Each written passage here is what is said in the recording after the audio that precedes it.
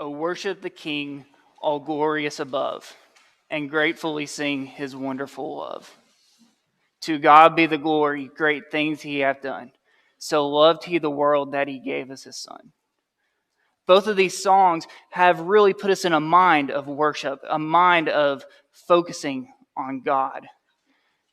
The prayer that was offered caused us to dwell on God as our Creator, as the Sustainer, as the All-Powerful, as the one who gave his Son for us.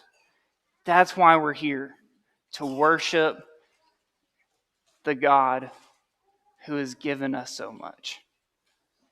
So isn't it our responsibility to in turn give him everything we have?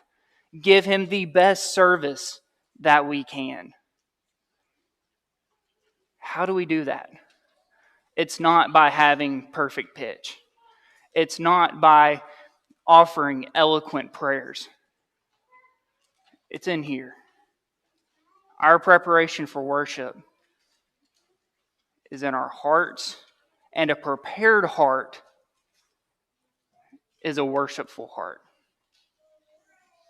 So that's what we're going to talk about this evening, is preparing for worship, preparing to give our best service to God. We prepare for all kinds of things, right? We prepare to go on trips. You know, a day trip may take a couple of days of planning to figure out exactly what we want to do and when we want to do it. But a vacation, think about a 2-week vacation overseas. That takes a lot of planning. Sometimes that takes months or even a year of planning to get just right, just the way we want it. Or we hope it goes the way we want it. It still doesn't necessarily go as we plan, even if we put preparation into it. Think about a ball game. Think about the players playing the game. There's so much preparation that goes into it, from the practices and the conditioning. The time spent by the coaches developing and then editing plays. The time spent by the players practicing those plays, changing what they eat, changing their exercise routines, getting ready, conditioning themselves for the game. When you go to spectate, sometimes you got to bring your own chair, especially for like baseball. You know, you bring your own chair. You check the weather before you walk out if you're going to a baseball game in March. Because it can be 80 degrees or it can be 30 degrees. You just don't know what it's going to be. You have to do preparation for just about everything. Why wouldn't we prepare for worship? In 1 Chronicles chapter 28, David made some preparations. 1 Chronicles 28, if you'll turn there with me, that'll be our first passage this evening. Starting in verse 2, Then David arose to his feet and said, Hear me, my brethren and my people. I had it in my heart to build a house of rest for the ark of the covenant of the Lord and for the footstool of our God, and had made preparation to build it. David wanted to build a house for God. Notice he doesn't call this temple really a house for God, but the footstool for God.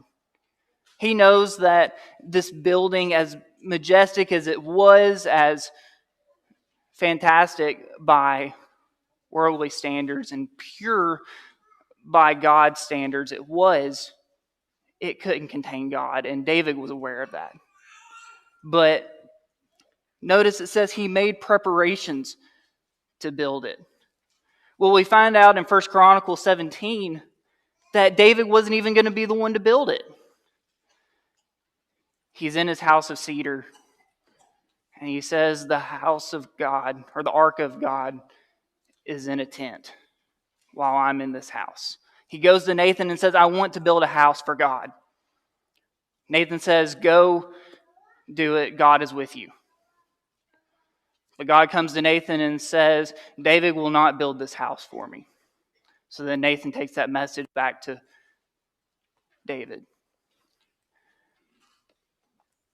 And we see that in verse 3. But God said to me, You shall not build a house for my name, because you have been a man of war and have shed blood. David's not going to get to build this house that he had already prepared to do. But he's about to find out who's going to build this house in verse 6. Now he said to me, "It is your son Solomon who shall build my house and my courts, for I have chosen him to be my son, and I will be his father." David finds out Solomon, his son, will be the one to build the house for God. So what does he do? He helps him prepare. Verse 9, "As for you, my son Solomon, know the God of your father and serve him with a loyal heart and with a willing mind. For the Lord searches all hearts and understands all the intents of the thoughts. If you seek him, he will be found by you, but if you forsake him, he will cast you off forever. Consider now, for the Lord has chosen you to build a house for the sanctuary. Be strong and do it."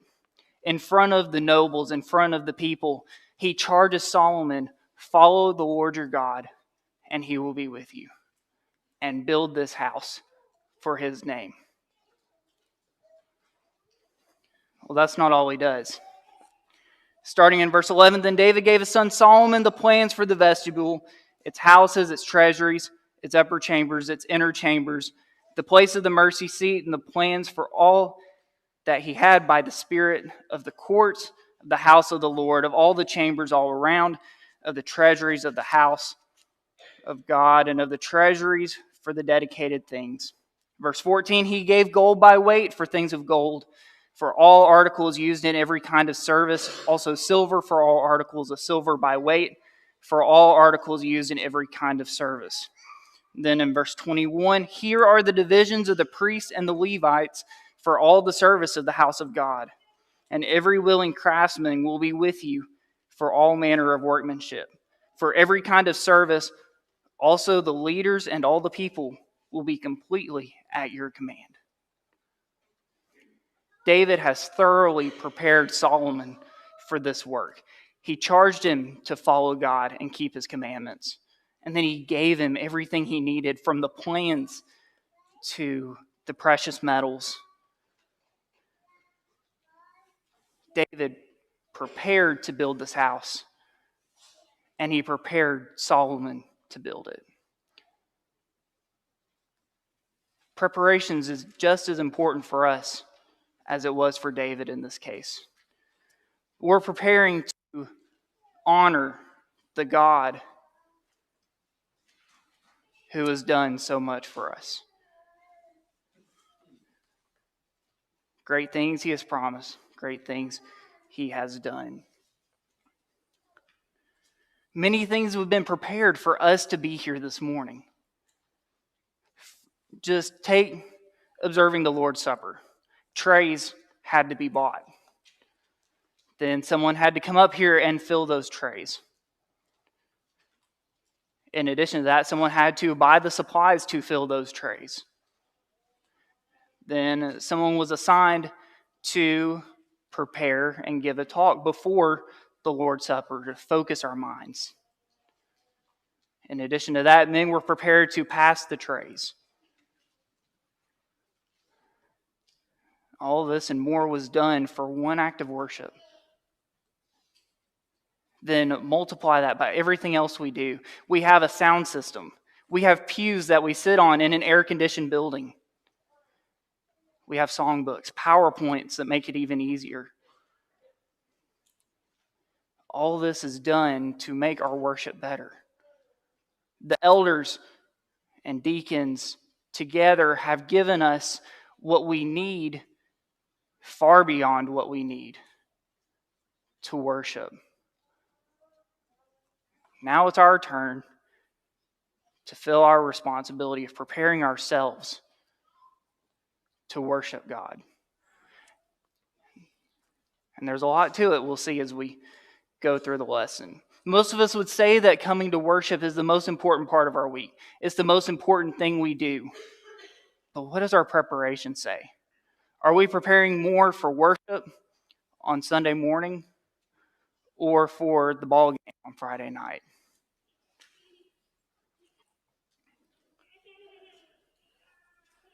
Our preparation starts in our hearts. And it starts before worship. Prepare for class. We have a great class program here that teaches so well. It alone won't teach our children, and it won't teach us. But one thing that can make our class more beneficial is preparing. Be ready for class to get more out of it. When we review the material for class, it gets embedded in our minds better. Repetition is great for better memory and better learning. In addition to that, preparing our lessons has us thinking independently about what we're studying. It has us drawing our own conclusions, making our own points. And so we come to class ready to comment, ready to be involved, ready to make the class more productive for ourselves and for others. In addition to that, in Deuteronomy, it's a great way to keep God's word before us continually. And these words which I command you today shall be in your hearts. You shall teach them diligently to your children, and shall talk of them when you sit in your house, when you walk by the way, and when you lie down, and when you rise up. You shall bind them as a sign on your hand, and they shall be as frontlets between your eyes. You shall write them on the doorposts of your house and on your gates. When we prepare for class, we start that preparation for worship. We may already have that time set aside. Yes, we're going to church Sunday morning. That's not a question. But we really start that preparation by getting into the Word and getting ready for class. And then we got to get enough sleep. We all know what it feels like to be sleep deprived. A lot of us are parents, and more of us have been teenagers. We all know what it's like to go without sleep. You know, for parents, first you have the infants that you have to get up with, and then they turn into snotty kids that get sick, and then you're up half the night with them when they're sick, or more than half the night. As teenagers, you know, we stay up all hours of the night, right? We know what it's like, how it affects us when we're sleep deprived. We get groggy. We get slow in our thinking. According to the CDC, sleep deprivation can even take away our sobriety. The CDC compared sleep deprivation to alcohol intoxication. In their study, after 17 hours without sleep, it's equivalent to a blood alcohol content of 0.05. And at 24 hours without sleep, it's equivalent to a blood alcohol content of 0.1%. Remember, the legal limit is 0.08 in the US, but impairment has been shown as early as 0.05. So some countries take that as their legal limit. Just 17 hours, that's from 7 a.m. to 9 p.m. How many times have we done that or more? We know what it's like to be impaired because of a lack of sleep. A night shift nurse, you know, they work all night and then try to sleep during the day. Trouble is, everything happens during the day, which means that they're left trying to get a few hours of sleep while also getting normal things done. A night shift nurse described it this way: sometimes it's almost like you're drunk. You're woozy and you're incompetent, and you're at risk of making a very serious mistake. That's what sleep deprivation can do to us. And I'm not saying we stay up all night before coming to church in the morning, but even just missing a few hours in the days leading up to Sunday can affect us. You know, Friday comes not long before Sunday, and sleep deprivation affects multiple days. In fact, this past Tuesday, I woke up at 4 a.m. and couldn't go back to sleep. It didn't affect me Wednesday during the day. It affected me Thursday and Friday. So if we stay up late Friday night, it's going to hit us Sunday morning. When we make a habit of getting enough sleep, we can help limit some of these effects. But of course, when we think about sobriety, we think about being in control of ourselves or losing control. And 1 Peter 5, verse 8 tells us why we should always be in control. Be sober, be vigilant, because your adversary, the devil, walks about like a roaring lion, seeking whom he may devour. When we're sleep deprived, when our judgment is impaired, it makes us more likely to sin.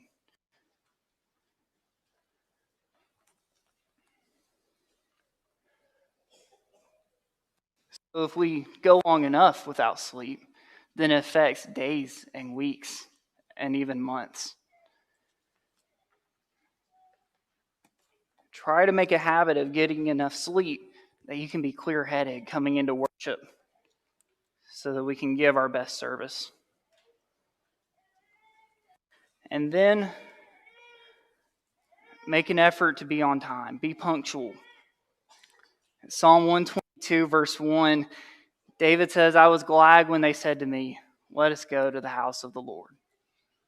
We should be excited to come to worship. It should be the highlight of our week. It should be what drives us. We get to worship on Sunday morning. We get to see our brethren on Wednesday night. I want to be at my best when I see my brothers and sisters. I want to give my best service to my Creator. There's a lot of things that happen when we're late. When we're late, it affects our ability to worship. Anything that we miss, it's like being absent. We can't learn what we're not there to learn. Or if it's singing, we're not able to be taught and admonished or do the same for others because we're simply not there.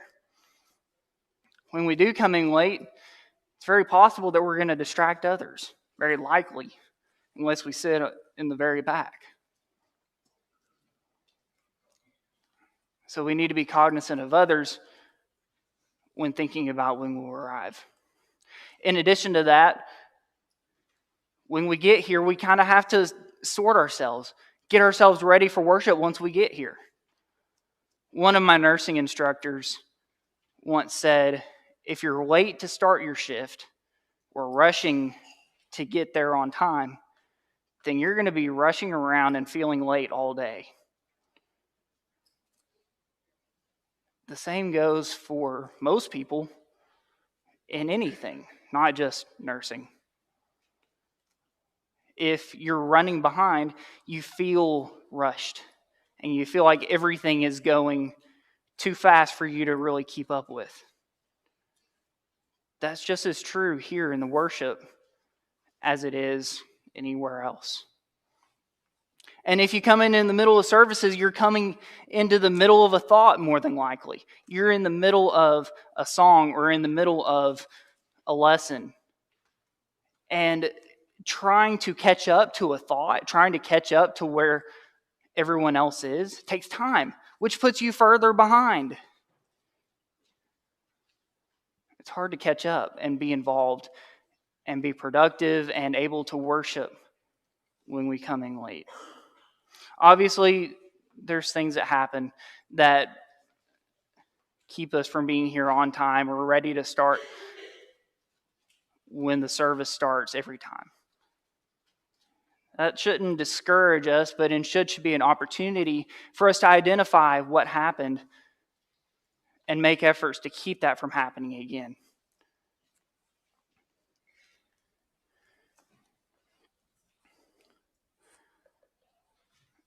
And let's do our best to avoid having to get up during services,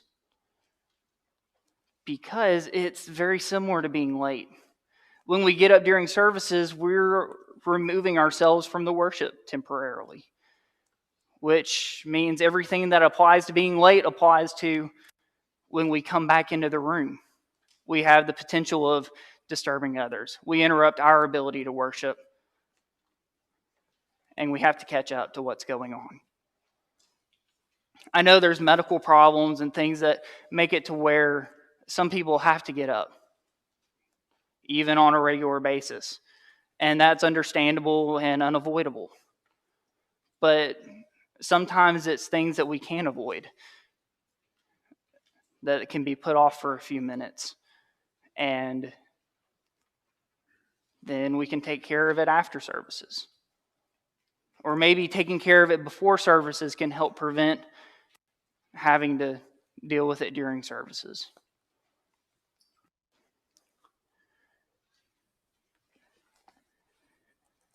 We have an example of someone who was late in 1 Samuel chapter 13. 1 Samuel chapter 13, Saul was being attacked by the Philistines, we see. Verse 5, then the Philistines gathered together to fight with Israel, 30,000 chariots and 6,000 horsemen, and people as the sand which is on the seashore in multitude. They came up and encamped in Michmash to the east of Bethaven. The people are scared. Saul's men are scared. They don't have many. They're far outnumbered. Starting in the second half of verse 7, as for Saul, he was still in Gilgal, and all the people followed him trembling. Then he waited 7 days according to the time set by Samuel. But Samuel did not come to Gilgal, and the people were scattered from him. So Saul said, bring a burnt offering and peace offering here to me. And he offered the burnt offering. Samuel was late. For whatever reason, he wasn't there when he had agreed to be, when he said he would be, which gave Saul an opportunity to do the right thing or the wrong thing. And Saul chose to do the wrong thing. We see in verse 13 the effects of that decision. And Samuel said to Saul, you have done foolishly. You have not kept the commandment of the Lord your God, which he commanded you. For now the Lord would have established your kingdom over Israel forever. But now your kingdom shall not continue. The Lord has sought for himself a man after his own heart, and the Lord has commanded him to be commander over his people, because you have not kept what the Lord commanded you. Because of Saul's actions, the kingdom was taken from him.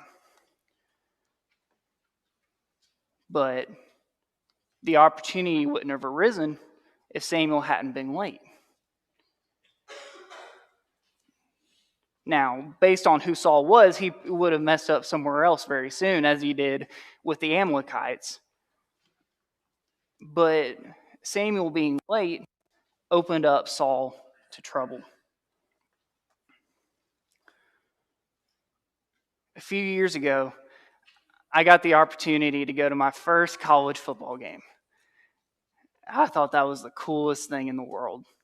I was excited, so I laid out my clothes the night before. I want to wear this shirt, and we're going to get there this time. It's going to be this temperature, which is just perfect. We're going to get there early so that I can walk around the university because I'd never been there before. So we're going to walk around the university. We're going to walk around the stadium. We're going to get good food while we're there. We're going to be there in time to watch the players get off the bus. And then we're going to watch warm-ups. We're going to watch them while they're getting ready. I wanted to be there for every minute of it. And once the game started, I was glued to the stands. I wasn't moving anywhere because I didn't want to miss a minute. I wanted to stay till the very last play, and I didn't want to leave unless it was halftime because I didn't want to miss anything. For a football game, pretty trivial, right? What is my devotion to being here in my seat during the service compared to my devotion to a silly football game?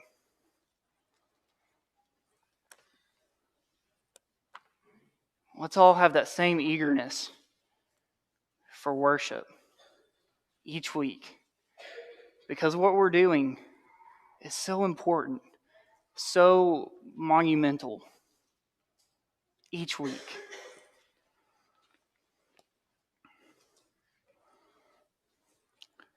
We can take measures to avoid distractions and remove them so that we can be focused on the worship. For some people, that's a device of one kind or another, whether it's a phone or a tablet. They're great tools for Bible study at times, but they can also be distracting. So this is where we have to analyze ourselves, assess ourselves, and learn whether or not we can use a device during services.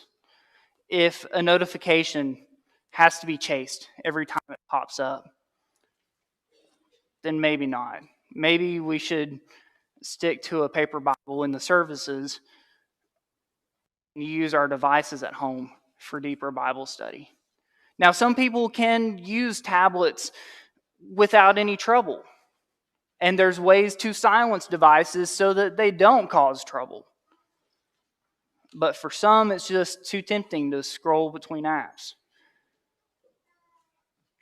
to check email or Facebook or whatever during services. That's when it's time to leave the device at home.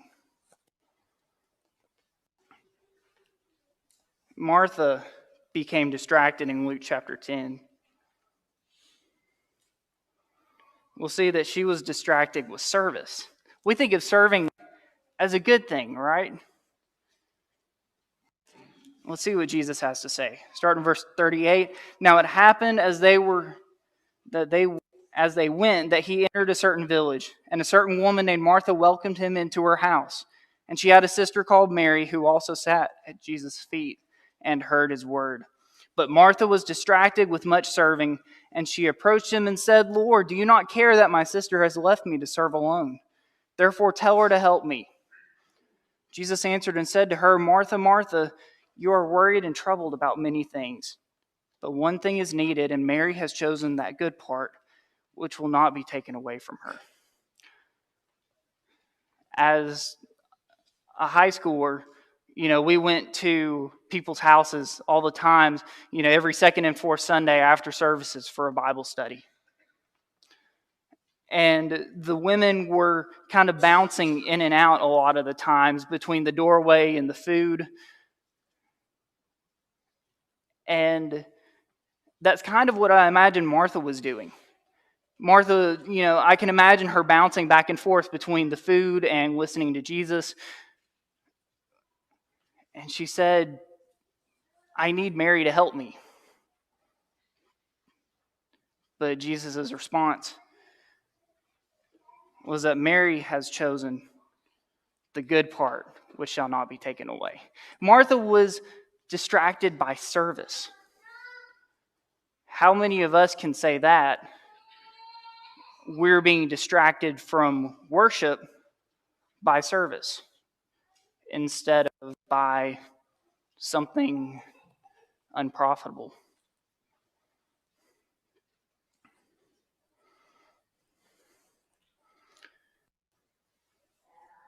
Our preparation isn't just done before services.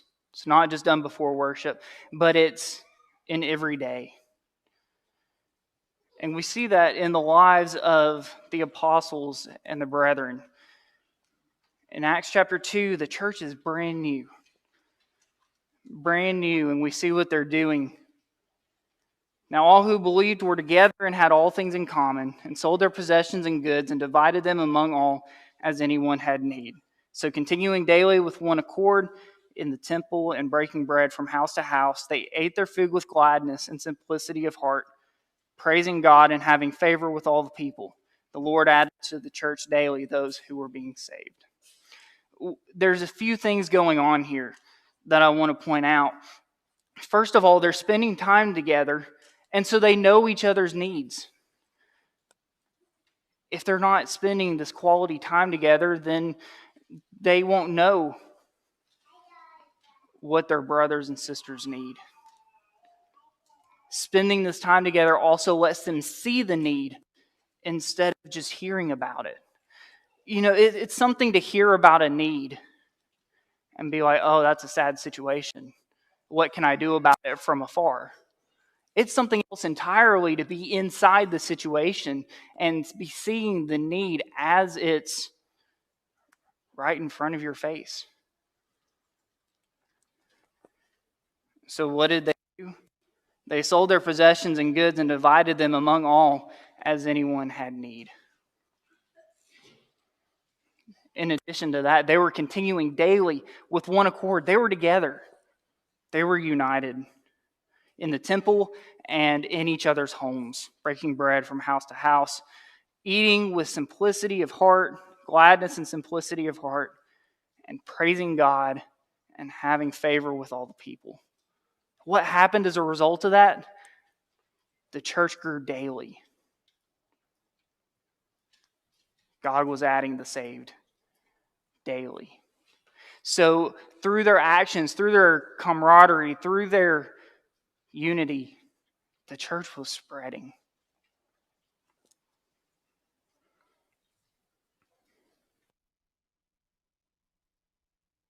In addition, we have to live faithfully during the week. We can't expect to live however we want at home or out in the world and that have no impact on our ability to worship on Sundays and Wednesdays.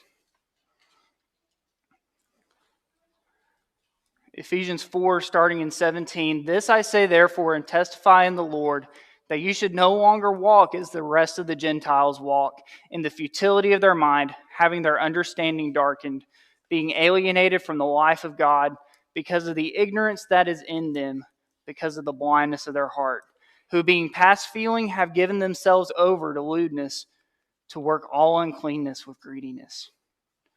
There's a few things going on here. And it starts in their mind. It starts with a futility in their mind. Their understanding was darkened. They were ignorant and they were blind in their hearts. That resulted in lewdness, all uncleanness, and greediness. How does that not carry over into worship? Well, we don't want it to carry over into our worship, which means that has to be put off. But you have not so learned Christ, if indeed you have heard him and have been taught by him, as the truth is in Jesus, that you put off concerning your former conduct the old man which grows corrupt according to the deceitful lusts, and be renewed in the spirit of your mind, and that you put on the new man, which was created according to God in true righteousness and holiness. The contrast is stark between these two. Put off what? Put off futility of mind, darkened understanding, ignorance, blindness of heart, lewdness, greediness, and uncleanness. And instead of that old man that's being corrupted by deceitful lusts, be renewed in the spirit of your mind and put on the new man for all righteousness and holiness. When we're living righteously, when we're holy and devoted to God, then we can be righteous. We can be holy and we can worship in spirit and in truth. Because when we're clouded by the old man, it clouds our worship. It clouds our ability to focus and our ability to share with others. We can't teach and admonish while we're busy either thinking about or trying to push away worldly thoughts. And we can't be taught or admonished when our minds are full. The goal is that during worship, we can offer our best service to God. We can be